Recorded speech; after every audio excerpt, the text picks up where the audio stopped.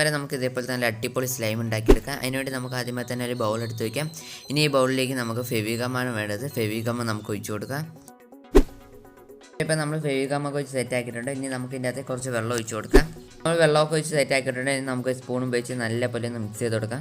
ഇതൊക്കെ ചെയ്ത് സെറ്റ് ആക്കിയിട്ടുണ്ട്. ഇനി നമുക്ക് ഇതിൻ്റെ അകത്ത് കളറാണ് ചേർത്ത് കൊടുക്കാൻ. ഞാൻ ഫുഡ് കളറാണ് ചേർത്ത് കൊടുക്കേണ്ടത്. ഇതിൻ്റെ നമുക്ക് ചേർത്ത് കൊടുക്കാം. കളറൊക്കെ ചേർത്ത് കൊടുത്തതിന് ശേഷം നല്ല പോലെ മിക്സ് ചെയ്ത് കൊടുക്കാം.